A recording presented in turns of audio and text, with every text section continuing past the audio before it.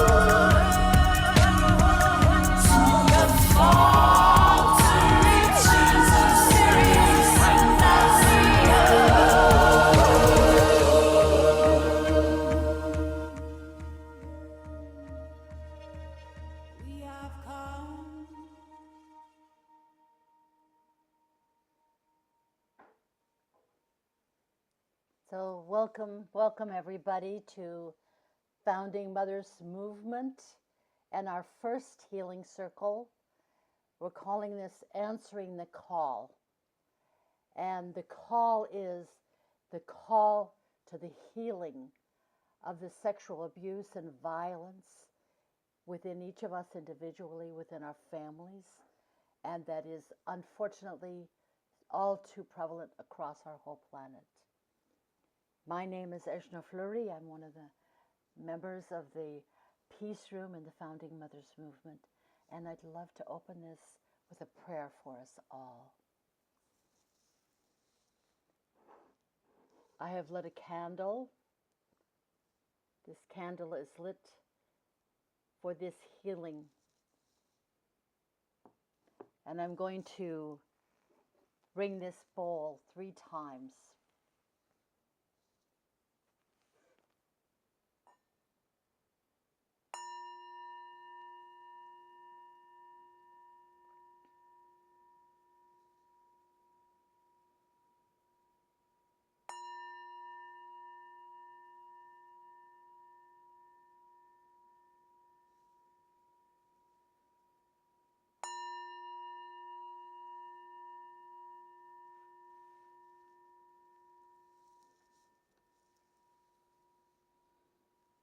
O beloved divine creator, great mystery, grandfather, grandmother to Kashila Unchi.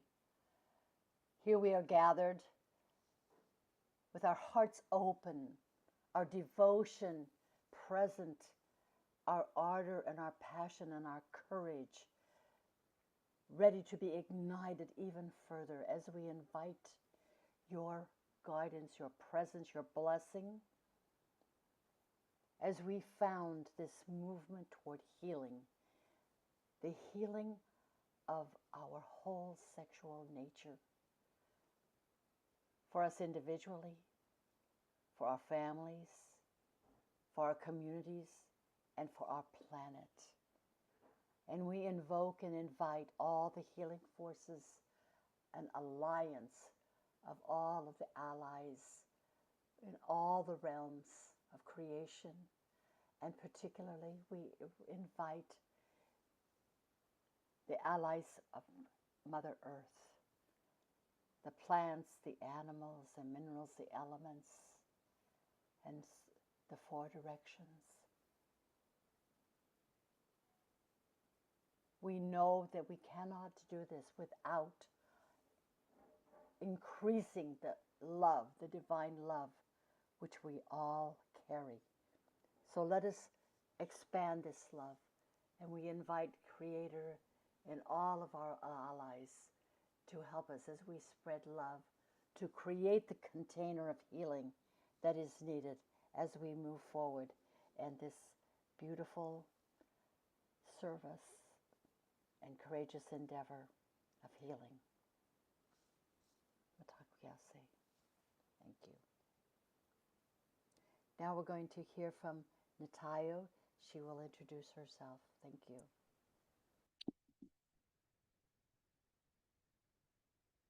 Okay, Nixacoax. Hello, my relatives. My name is Natayo Weaselhead, and I am a part of the Campaign Circle and Founding Mothers Movement. And I welcome each and every one of you to our very first Founding Mothers Healing Circle.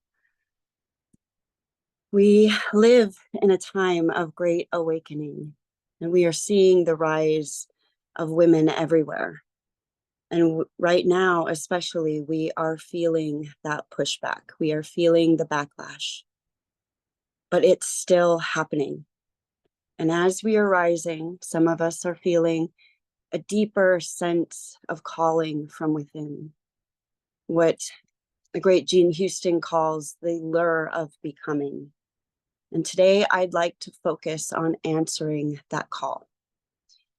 We can start by asking ourselves, what is this calling?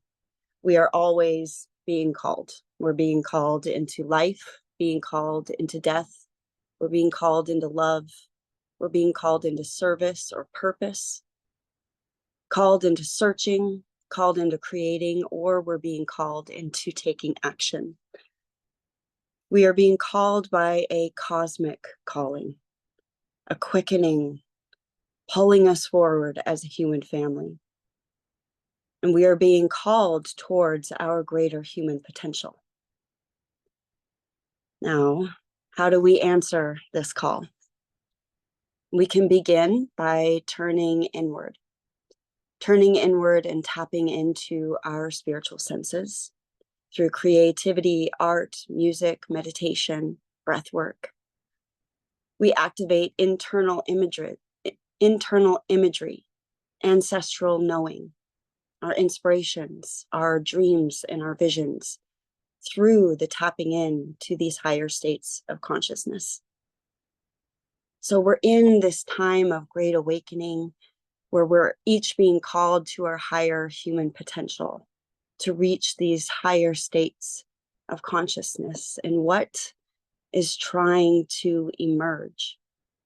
That's what is trying to emerge that's telling us these are the times and we are the people. We are who we've been waiting for. And we're growing in a field of cosmic intelligence, of cosmic consciousness, calling forth the divine through each of us. And the key is love, that deep state of divine and untethered love.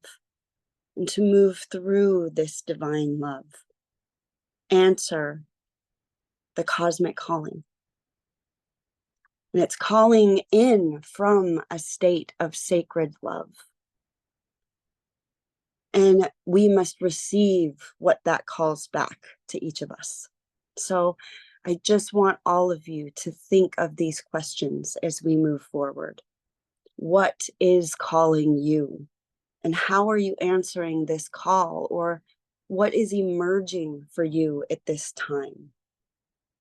So now I want to take a few minutes to hear from our other co-hosts, Erin, Vandy, and Ejna, on what answering the call means to them. And later on, we'll go into breakout rooms so that every participant here has a few minutes to answer these questions as well before we join back together and have some open discussions. So thank you all for listening, and I will turn it over now to Erin. Thank you, Nateo. Hello, everyone. My name is Erin Conroy. I'm so honored to be here with you all and happy to be here with you all and share on this topic, which is near and dear to my heart because of my own journey and what most women around the world have been through at this point or at some point in their lives. For me, answering the call is coming home to our truth, our voice, our highest self, even after the trauma, even after the personal trauma, the collective trauma, and remembering who we are as powerful women on this planet at this very specific time right now when so many of us are rising. I have felt this collective rising in my bones now for many years, and the past year in particular. And so for me, answering the call is really, how do we step in to become our highest selves, to become our most powerful, wise, powerful selves and help other women rise at the same time. And in turn, I believe that sends the ripple effect out to healing the world. So women are at the forefront of this. We always have been, and we finally are in a time and space where we can embrace who we are, embrace our spiritual gifts, and step forward and rise together. So that is what answering the call means to me. I will pass it along to Vandy. Thank you, Erin, and thank you, Natayo, for starting us off, and Ejna for that beautiful prayer. Answering the call for myself has been very intense. It began personally for me in 2008 with a series of traumatic brain injuries and amnesia and life not making any sense, giving everything away and moving to Indian country. And it's been a journey. And for me, answering the call is learning to listen again. It's remembering. It's the collective rematriation. It's recognizing that we have all endured a collective mother wound as a result of capitalism and colonialism and the violence that results from those frameworks and the patriarchal violence. Answering the call is learning to be still again and listen in that silence and remember the teachings of our grandmothers and the teachings from all of our relatives, not just our human relatives, but the whispers that come from as far as the stars and from the smallest life being here on this earth. It's a deep remembering and connecting again and leaning into why we're here, because we're not here to make money, pay bills, and die. We're here to fulfill our purpose. And I'm grateful to be connected to each one of you as we lean deeper into that purpose and remember how we can support one another in that purpose. Thank you. And with that, I'll pass it to Ejna. Thank you. It's very inspiring to listen to my sisters. I'm the elder here. I'm in fact 78 years old now, and I have 5 grown children, 9 grandchildren. And when I was a little girl, I yes, was molested, not by an uncle, by my stepfather, by men across the street. I mean, it was, and I began to discover how pervasive this is. I talked with my aunt, it happened to her, and then seeing now the amount of trafficking, human trafficking across the world. So it's an industry. And how do we heal a behemoth of an industry that's attracting for the not only the sexual wounding, but the greed for the money? And so I know that we have to be able to expand our hearts with the infinite love that we have this capacity, and to embrace our whole human family with this endeavor. That we invite the healing of ourselves, and because those of us here have gone as far as we have in our journey, and we link hands and hearts with women all over the world and in our communities, that now is the time, because we're not going to realize our true capacity to love unless we do love, unless we love ourselves to heal. We heal our families, we heal our communities, and we invite those who have done this, the perpetrators, because they have to forgive themselves. And how can that be? Because it's such an anathema that we have laws that prevent people from coming forward if they've transgressed and if they've been violent. Where do these people go to heal? So we are wanting to create a system and a listening field and a container for this healing, and which has never been done. So this is the way I answer my call as a grandmother, because I don't want any more children, any more youth, boys and girls, any more adults to have to suffer the violence of human trafficking, sexual violence, perpetration, and those who perpetrate to join so they may heal also, because it is touching every one of us. It's touching every nation, every culture. So I am here I'm really here for the big healing. And I know that's what we're all here for, truly. We're voicing this for our human family. So that is how I'm answering this call.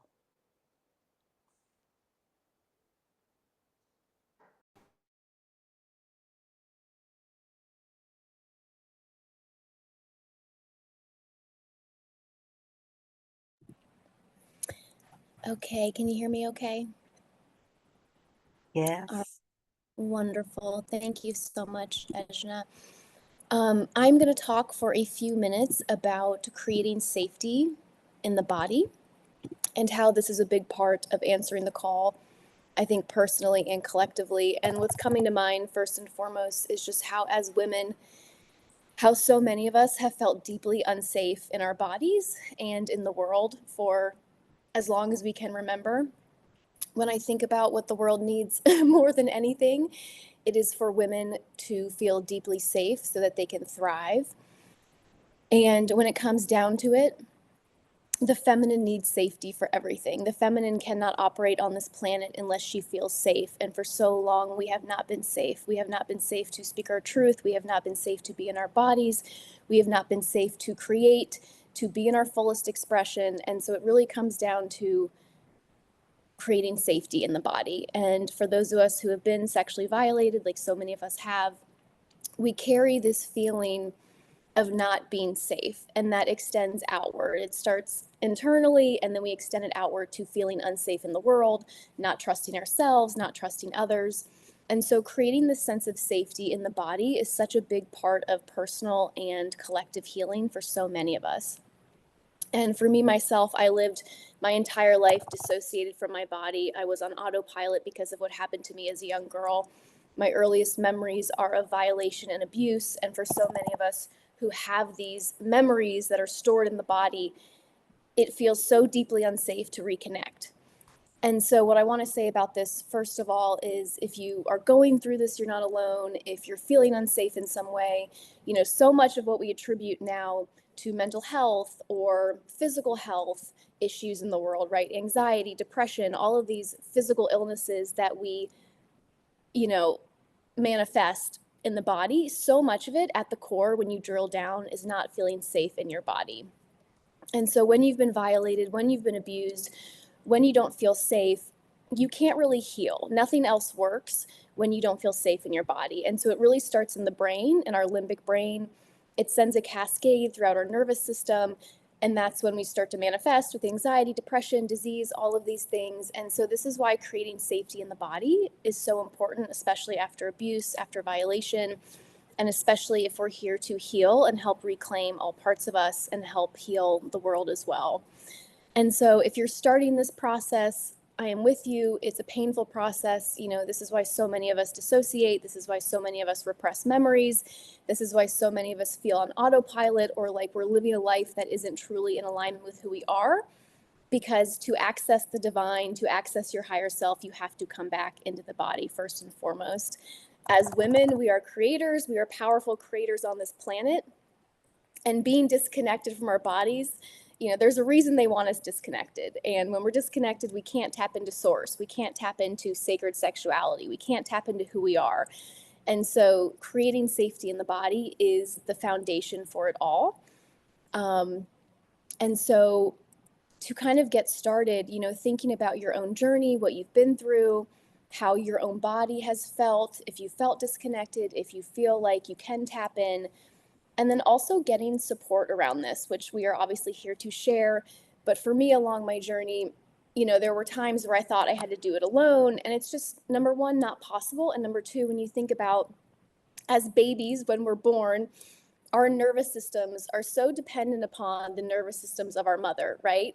Like if you just leave a baby by itself, it can't carry out its functions, right? It can't survive in the world. And so there's been this hyper individualized type of theology around we have to heal ourselves and we have to do it all ourselves. And it's just not true. You know, all the latest research on trauma and the nervous system shows that we need other people, we need community. And so creating safety in the body really starts with obviously doing it yourself, but also co-regulating with other people. And so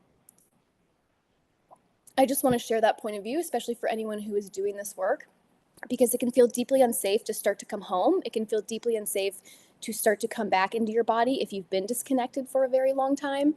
And so really working with someone else, getting a support group, co-regulating with other people so that you can mirror that sense of safety, I really think is a huge part of it, because it can be very difficult to do alone. And then once you have the co-regulation, once you have the community, once you have some of those tools built in, you can go deeper into your own safety and really start to create that in your own body and start to really heal at a deeper level. And I think for so many of us who do this work, it's not just a one and done type of situation. It's like the onion, you pull back the layer after layer, and you really realize that there are so many layers to it when you've been victimized and abused. And so really starting to create safety at a deeper level, and we can share tools and resources here and provide support and community here. But that is really what I wanted to share as just the foundation for not only healing on a personal level, but also unleashing the feminine and unleashing the power of the feminine on this planet, because we really need safety to do that in general.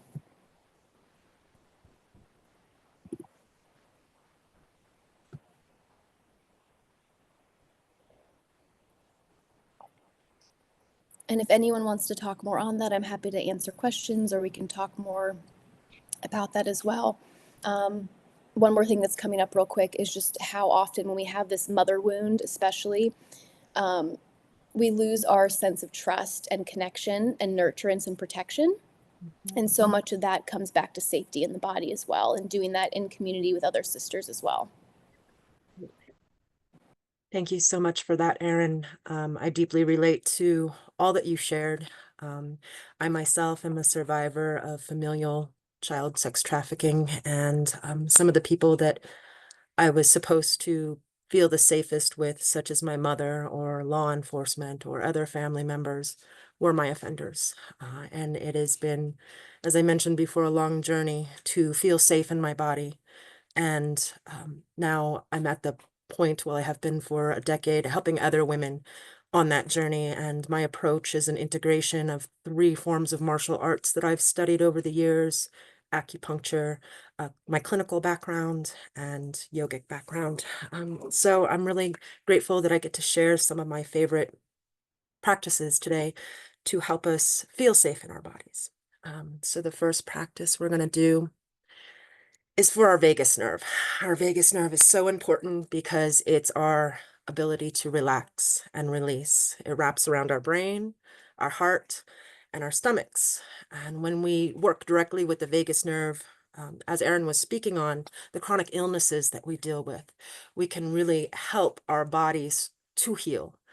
So what we're going to do first, we are going to place our fingertips right below our collarbones. There's an acupuncture point there. I believe it's lung 9.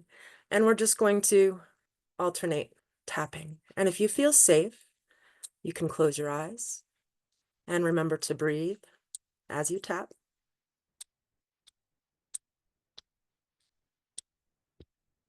Tongue is resting gently on the roof of your mouth to complete the circuit. Spine is straight. Continuing to breathe.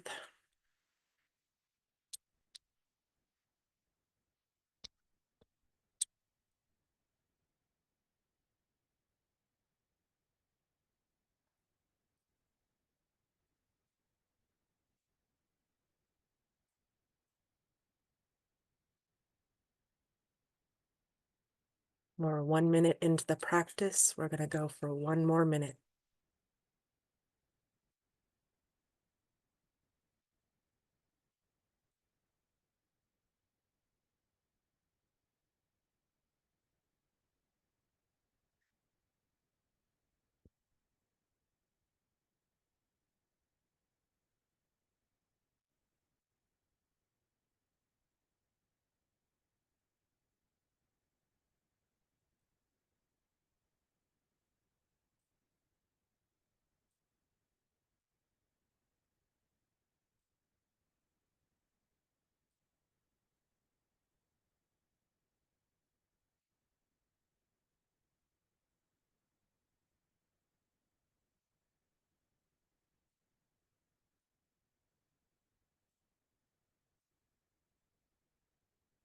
Inhaling deeply, suspending that breath, inhaling a little bit more, stretching the lungs, exhaling, relaxing the hands. Now hold this breath out. Don't breathe in right away. Hold it out. Exhale a little bit more. And inhale when you need to. What that does is it stretches our diaphragm. When we go through trauma, our diaphragms lock, and it creates a prison around our heart. That's why it's called the rib cage. It imprisons our heart. And we lose that feeling.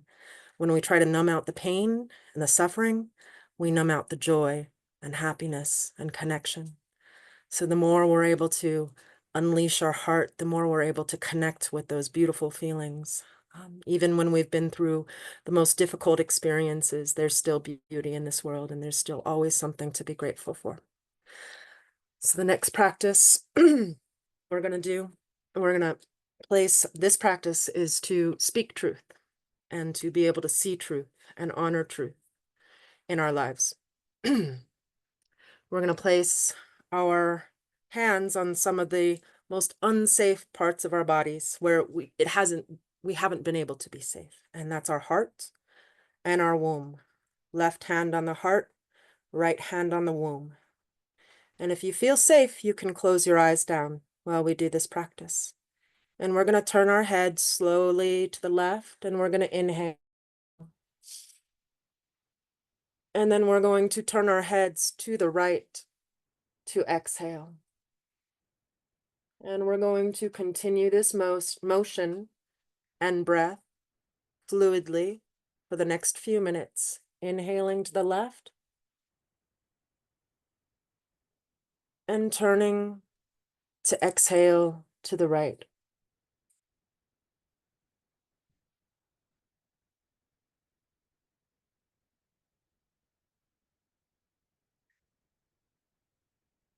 Checking the posture, making sure your back is straight, jaw is relaxed, tongue lightly pressed to the roof of your mouth to complete the circuit.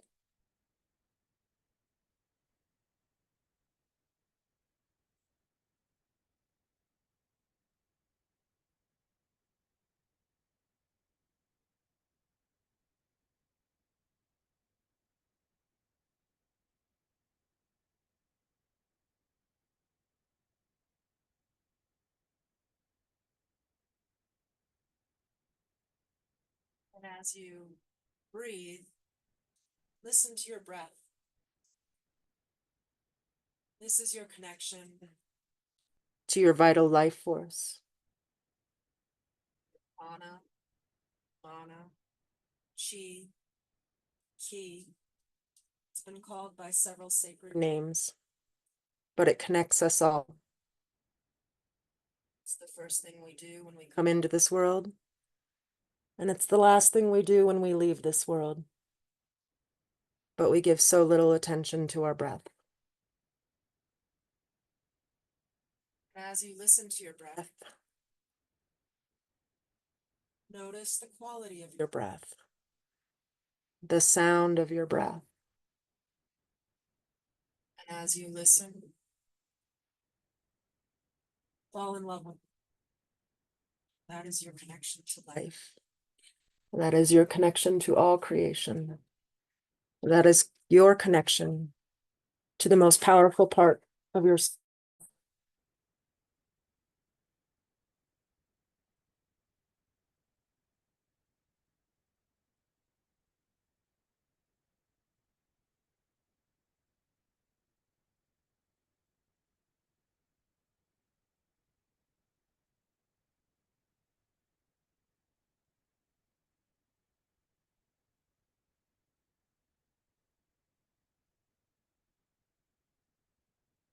Noticing any body sensations coming up, any thoughts coming up. Just notice them. Don't attach to them. Observe and come back to the focus of your breath.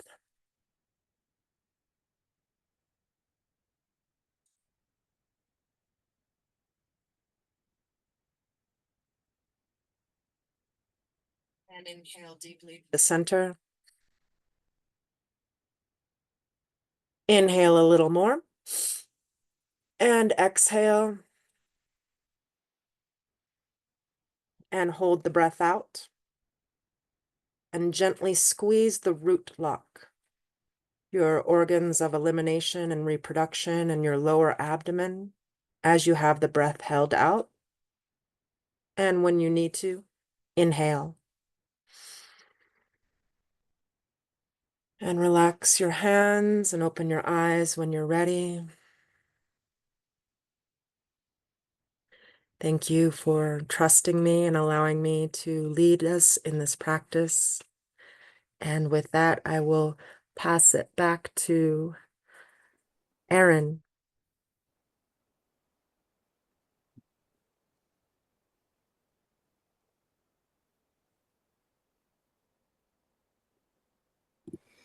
Okay, thank you so much for that. That was wonderful and so relaxing.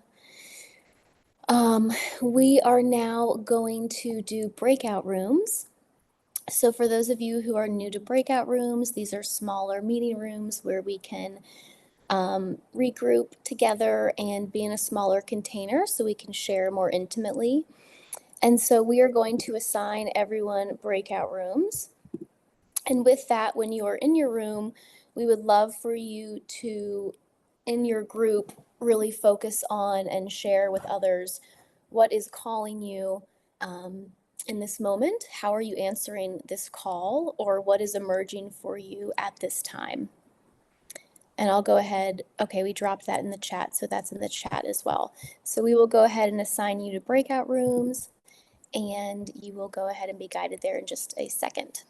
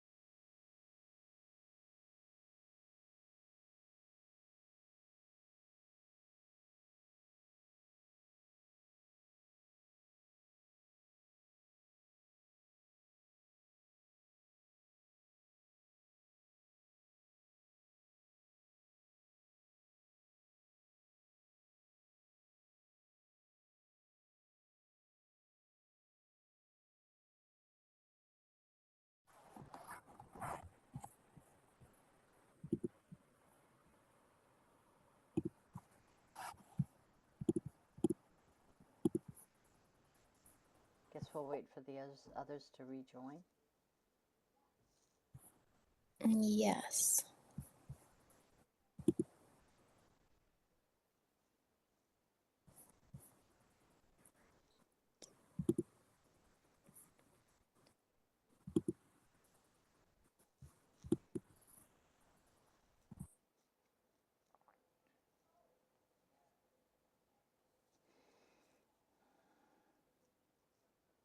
Here we come. Here we all are. Welcome back, everybody, for a very fast breakout room session. Probably just getting started, I would kind of guess. But we're having this time. We still have 15 minutes, so let's just make this like an open discussion time for us all. You know, where we can start with breakout room 1 and then go to 2. And how many breakout rooms were there? 3 or 4? There were 3. 3, yeah. Thank you, Shonda. Yeah. So just a little report, and then just a general discussion about how we're answering this call, and or other thoughts or inspirations about what we're endeavoring here.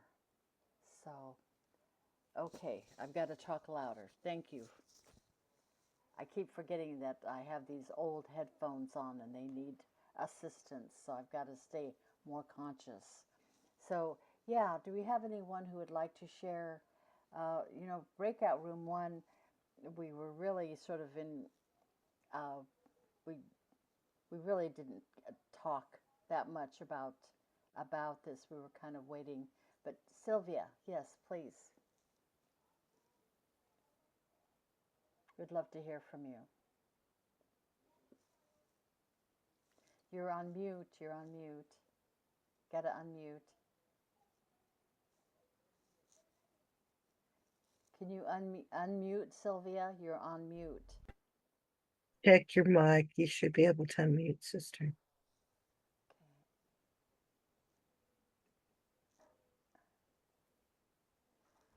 I can't unmute. There you are. Go ahead. Thank you. There you go. I actually wound up being the only one who really spoke in our room because we only had a couple minutes, and I apologize for that. I didn't know that that would happen. And I answered the questions, by sharing a touchstone that I had created. This is actually a different one, but my purpose is to facilitate healing community with a variety of species and genders, and through creativity and learning. And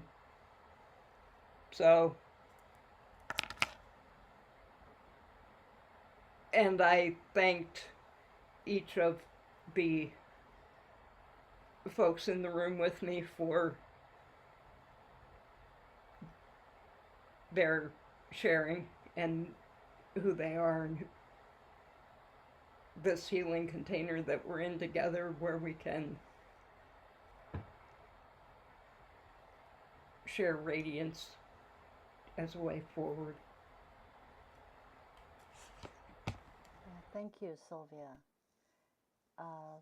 Love to hear from some others about any thoughts, reflections about not just answering the call, but this whole need that we have, this whole area of that's been so long in denial, and it's been brought forward in the news over the last 15, 20 years, so the Me Too movement, and then some of these revelations, that have been made about this challenge we're facing. So Anyone else like to share or have something to add?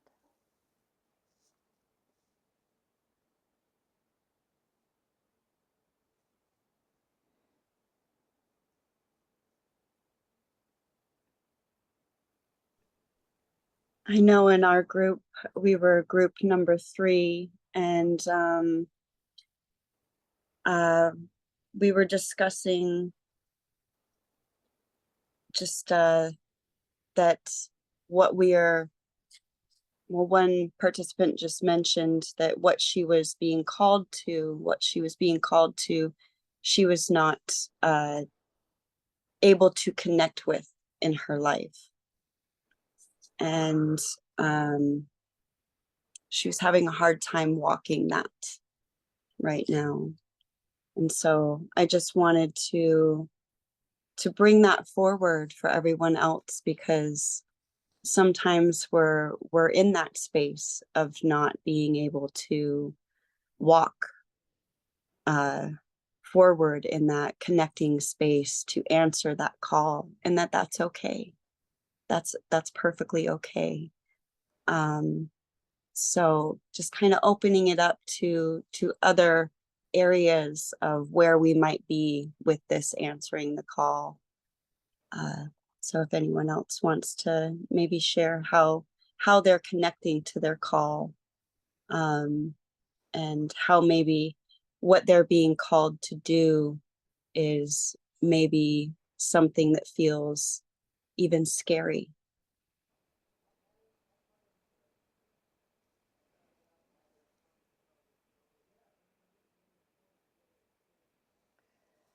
Well, I guess I'd like to talk to the delicacy of this whole area where there's monumental need and it has been so unspoken that we almost don't know where to begin. People, each city has shelters for women. There are not as many shelters for men. Um, Child Protective Services is there, for cases that do get noticed, but it's nowhere near enough. And parenting people who have been abused, and then they have children, and then the cycle keeps going. And so it's not, and the resources given by in the United States anyway are so tiny, so tiny. So that's why I feel it's so necessary for us women and mothers to take this up. But how do we take this up? We can't be a healing forum here in this platform so much because we're all over, we're spread out all over. But how do we create maybe communities locally? So that's, I mean, this is a chance for us to kind of really grapple with the true needs that are here. Laura, you raised your hand, so yes, thank you. Sorry, my phone was ringing. I just wanted to share quickly before I get on our campaign circle meeting that we have a joke. It's not a joke. It's not a funny joke. It's an ironic joke. Raise your hand if you haven't been sexually abused. If you haven't been, as a female, the subject of some predator's attack. I want to just throw out that while the Me Too movement was incredibly powerful, it primarily dealt with harassment in the workplace. And I'm just throwing this out to whoever wants to take it. I think we need hashtag Me Too Who with a question mark, because until we start identifying these predators, I don't see how things can change. And that takes an amazing amount of strength to do that. And even when women do come forward and predators are identified, like Matt Gaetz, who's just been nominated to be the Attorney General of the United States, serial predator, well known on video. But I don't know how else we tackle this. Of course, healing ourselves. But I don't know how else we change this weird, sick, patriarchal virus unless we start calling them out. I just wanted to share that thought. I would love to piggyback off of that. I think it really does start with each and every one of us. And it's so interesting being the cycle breaker of my family. You know, when I came forward about my abuse, just watching how many people turned against me, didn't want to hear about it, didn't believe me, called me crazy. And you see what so many women are up against as cycle breakers. We speak out, and then there's still this stigma, there's still this blame, there's still this, we don't believe you. And thank goodness we're in a time where more women are being believed. But I really think it does start with each and every one of us and having the strength to do that, and being the cycle breakers of our family and creating that ripple effect. But it's not an easy journey. And there are so many people who will turn against you. And we see how, predators and those who abuse women are still deified and put in positions of power. And so I think we're seeing a collective rising of women speaking out, coming together. And also a collective kind of turning towards justice. But I think we still have a very long way to go as well.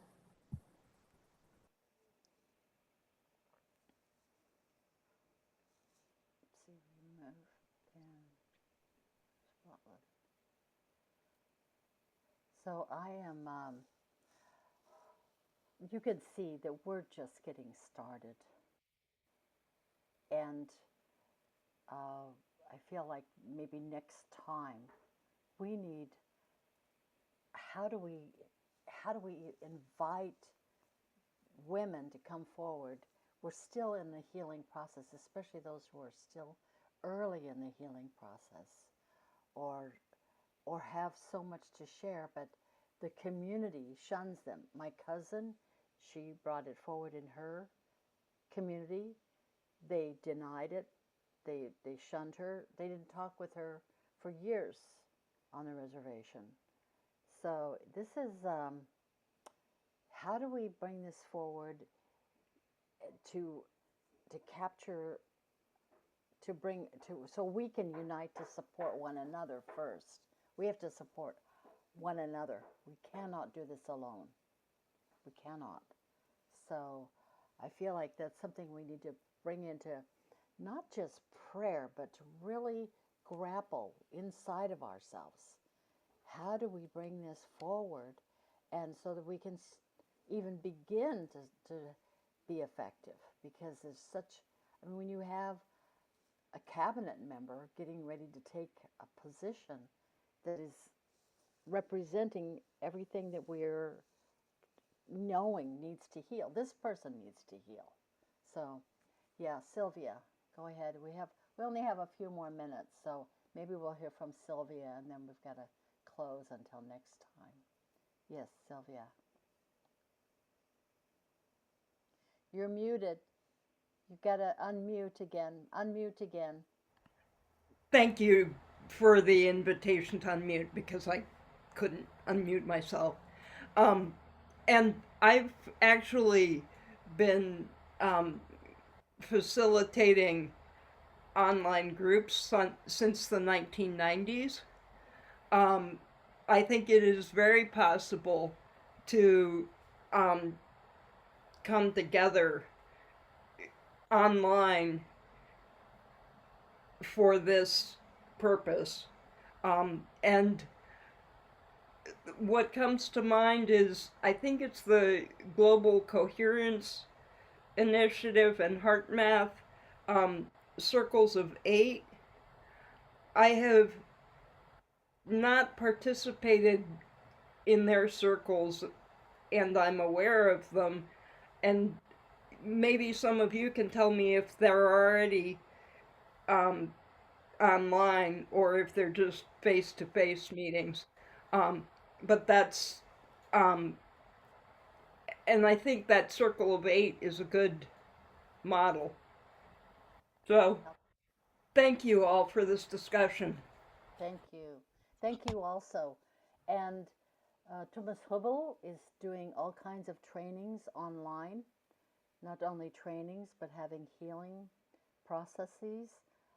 Gabor Mate is trying to bring this forward, not just in the area of sexual abuse, but just general violence in our lives. And war, of course, perpetuates all of this. So the Founding Mothers Movement and our planetary partnership and peace, this is what we really need. So we have just a couple moments. I want to invite us all back next month, because we're going to be meeting about not only this topic on healing others, but this I feel like is a really essential one. So I'm going to invite Sandy, if you can have a closing prayer for us, and if you have any thoughts or want to express anything, please put it in the chat, suggestions or questions, so we can have it captured in the chat. I think there was, I'm sorry to interrupt, Edna, but I think there was one more person who was waiting to share, was Rihanna. She had Yes. put it in the chat. Oh, yeah. Okay. Yes, Rihanna, please. Oh, you're muted, Rihanna. There. Mute. All right. Is everybody here to hear me? Yes, yes, we can Okay. hear you. Well, thank you so much for letting me speak, and also for holding this awesome summit. And I definitely will be participating more in them. There's been a lot that you guys have presented, and the breath work was incredible. Thank you so much for that. I am a survivor of abuse, but I don't know who my perpetrator was. And it's been a very, very long time that I've had that held within. But apart from that wound, I've always, and I apologize, my emotions, but I've always felt like there was something calling deeper, and that over the last 10 years especially, there are things in the world that obviously I can't control, but there are things that I know I can control. And a lot of that is helping lift other people. And whether that's just someone to listen to what they're going through, or to know that there are solutions out there that we all can be a part of that will lift everybody up at the same time. And that it doesn't have to be a zero sum kind of scenario that we live in. A lot of that I feel like is patriarchal influence that says that you can't let someone else have a good life. It has to be you that has a good life. And so over the last 10 years, I've been learning how to be more in touch with nature, more than I've ever felt. I've always been drawn to nature, but now I want to teach others how to grow their own food. I'm part of a hemp project that I'd like to be able to create more movement in a lot of the communities that feel downtrodden and marginalized. Yeah, I mean, that's what I feel is my calling right now, is to teach and to inspire others to find that little pocket of yourself to like grow within, and to be connected to nature, because we've been fully apart from nature for too long. Yeah, I really appreciate your guys's safe space right here to be able to talk about that kind of stuff, because it's it's an onion that has a lot of layers. So Mhm. Yes. so thank you. I really appreciate the energy that you're putting into this, and I want to be part of it. Thank you, Rihanna. Beautiful share. Thank you. So I guess with that, we'll close with a closing prayer. I wanted to offer a song for the closing prayer, and I just wanted to remind everyone that it doesn't matter how many of these predators are in power, because the patriarchy has feared our power for thousands of years and tried to oppress our power. And it doesn't matter that we don't know exactly how we're going to do this, because we're doing it right now. When women come into a circle to heal, we're doing the work because we're life givers. We have that connection to the spirit world. And it does not matter that we're not healed yet, because we are healing. This is the work. So I'm grateful to be doing this work with all of you. And the more we speak our truth, no matter where we're at in that journey, that truth takes on a life of its own, and it does amazing things. I've seen it. I've been calling out predators for 33 years, since I was 9 years old, and I've seen amazing things. And I can't wait to share more with you as we journey on in this circle together. So with that, I'm going to close with a song from our Anishinaabe Kwe sisters. The women in Ontario in the 1970s made this song in the women's prison, where there was a pandemic of suicide in solitary confinement, and they were in the most dehumanizing conditions. And this song is to remind women of our strength. Way ha, way ha, hey, oh, way ha, hey, oh, way ha, hey, oh. Well, well, well, well,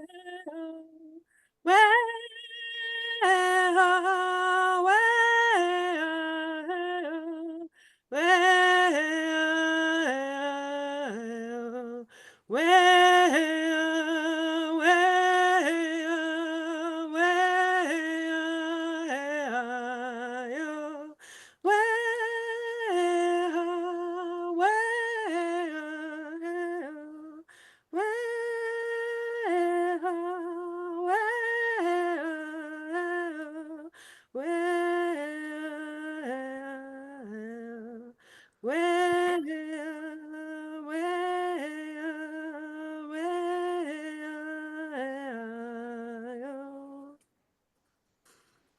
Tonkashala Wankantonka Wankanto Creator, thank you. Thank you for everything that has been, everything that will be, and everything that is coming. Thank you for these connections. Thank you for the truth. Thank you for all women in the world. Thank you for the life givers. Thank you for the grandmothers that came before us, that taught us how to live and still teach us to remember how to live in harmony, in balance, so that we can bring back balance to this world. That's the medicine we need. Thank you, everyone. And may we take all of this beautiful energy and spread it to everyone that we are connected with. And that is the work. That is the way we will heal. Haye. Takiase. Thank you. See Hey, you. hey, See you. Thank brother, you, sister. everyone. Thank you. Thank you. Thank you.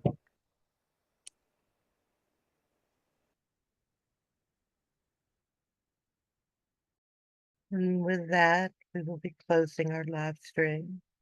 And to the sisters in Walking the Red Road, the link is there. We will see you on the second Thursday of next week. And thank you for your loving comments.